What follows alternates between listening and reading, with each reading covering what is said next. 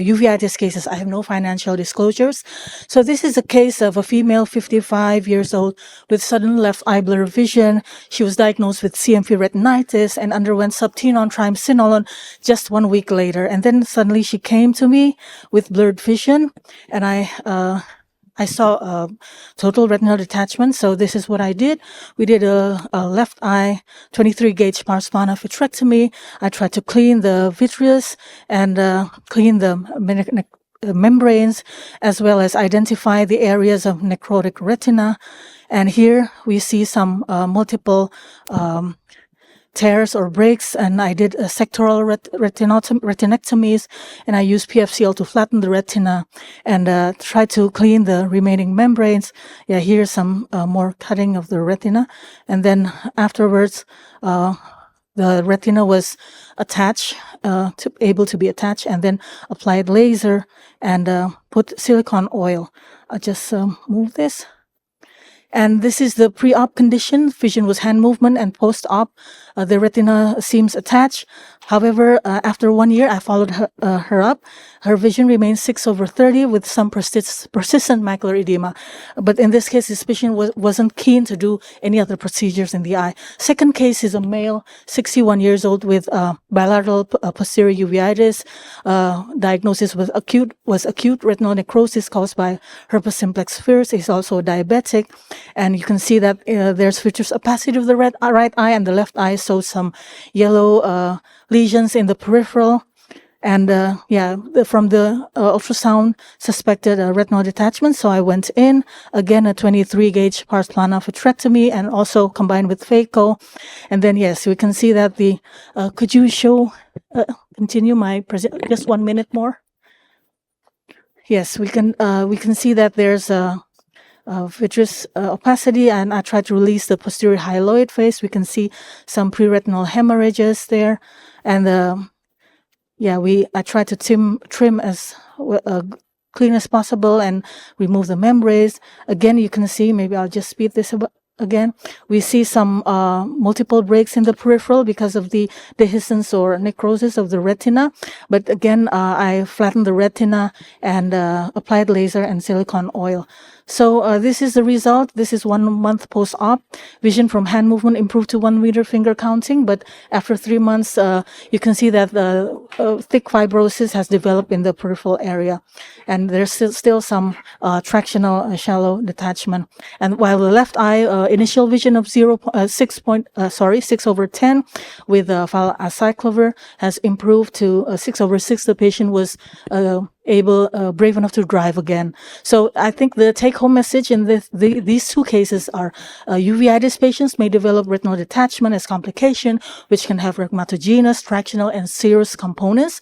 And visualization of the retina may be obscure due to the inflammation and hemorrhage. The eye is compromised. And even after surgery, there may be complications such as PVR, glaucoma, and hypotony. And of course, we have to manage pre- and post-operative infection and inflammation. And despite the challenges, management can be relatively successful anatomically or functional. So thank you very much. Thank you, Dr. Adriano, for your fascinating cases and presentation. Let's take the experience of North America, and because I think you have some of these cases more than in the Middle East or so.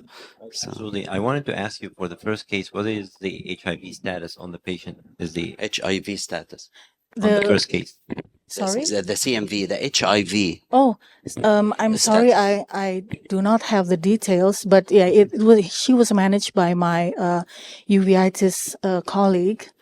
So back in the 10 years ago, we used to see uncontrolled HIV, but nowadays we have most of the patients under well control if they're taking their medication with a viral load that is undetectable. I think that also helped with the future outcome of these cases when you have. Would you use silicone oil in those cases? Absolutely, yes. And probably will leave the silicone oil for good, because these are very risky cases that will develop microbreaks in the future because of the severe inflammation, retinal necrosis. So they are very high risk for redetachment. I mean, as you can see in the second case, the patient developed PVR and redetachment. Yes. I wonder whether there's a role for intravitreal methotrexate injection in order to decrease the risk of PVR in these patients, especially that you know that these patients are going to develop inflammation for sure. Dr. Mughazi, Dr. Baha, I think we do not see much patients in back in Egypt of those cases. Do you have, Dr. Mughazi, any experience of this? Actually, I do. And I mean, those are the cases that you do because you have to do. But beforehand that those patients won't improve vision. She did an excellent surgery, and still the vision is poor. And you know that this is how those patients behave, and they reproliferate even under silicone oil. However, they end up with phthisis at the end. Okay, so I think these cases you do because you cannot leave the patient with inflammation. You need to give him a hope, but beforehand that those cases won't improve. And I think also Dr. Salem has a lot of experience with those cases. Do you think that earlier intervention, such cases, I'm not sure, Dr. Salam, earlier intervention in those cases make a difference? I think yes, if they are detached, you need to intervene. But I would not do there's some groups where, especially from Japan, they would do prophylactic vitrectomy and to prevent retinal detachment. I wouldn't do this. And I think again, excellent cases, very difficult ones. But I think yes, you need to intervene if they have detachment.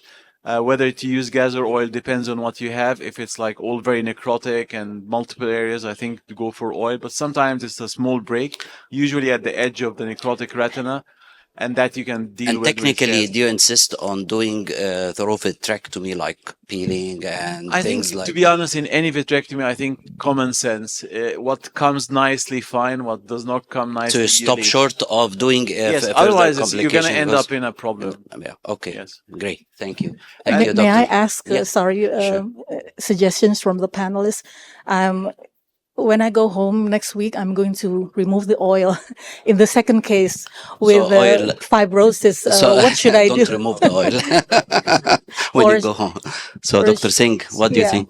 I think one thing we do in oil-filled eyes operated for viral retinitis associated RDs is we try to do OCT scans for as much peripheral retina as possible. And if we see some subretinal fluid or break, which was not visible on clinical exam, I would add an encircling band at this stage Yes, yes. when I'm removing oil. Yes. I'm not a I very agree. big fan of doing a primary combined band vitrectomies, but this category of cases, sometimes if those areas are in peripheral or even equatorial area.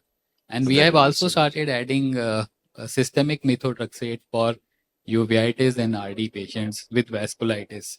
Recently, there is a meta-analysis which has shown that even oral methotrexate also helps, Excellent. Okay. called PVR, because Yeah. they are prone for PVR. So, Yes. yeah, methotrexate and pen. Thank you very Thank much, you so Doctor. much. Thank you. Next speaker is Dr. Tatiana Avanisova. She has a nice case